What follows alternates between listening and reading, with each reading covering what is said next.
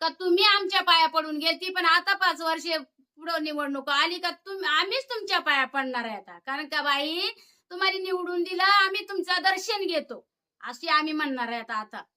हा, आता शिलाताई लोकरे झाली, काय ग संजय गवारी आला, मावशी कुठे, म्हातारा कुठे, म्हातारी कुठे, अरे ती दडी खाली गेल्यात. तो हेरल्यात का ह्या ये म्हणा तुला पाठवू मोबाईलला, म्हणजे कुठं दडी खाली आहेत ती.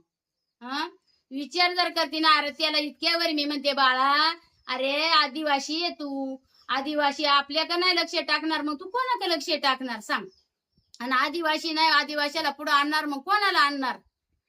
कोणाला पुढे आणणार तुम्ही? किलोमीटर रस्ता आज किती दिवस झालं, 20 वर्ष झालं तुम्हाला होत नाही.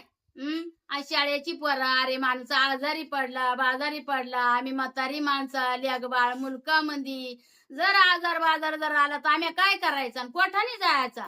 आम्हाला रस्ता दाखवा ना. नाही तर त्यापेक्षा आता आम्ही गेल्या वर्षापासून बातम्या देतोय, त्याच्यात काय ऐकती नाही. मग बातम्या नको काय नको, मग आमची वाडी उचलून कुठंतरी पुनर्वसन द्या ना, आम्हाला कुठंतरी नेऊन ठेवा.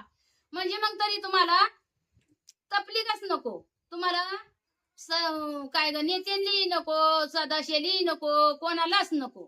म्हणजे मग तरी समाधान तुमचं होईल, पण आमचं नाही समाधान करते ना तुम्ही.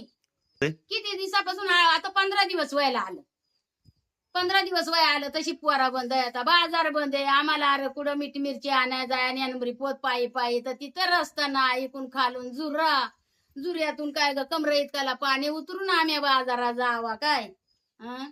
कधी कधी आमचं बांगलेवाडीचा तुम्ही हे घेणार आहे आता, दखल घेणार आहे आता?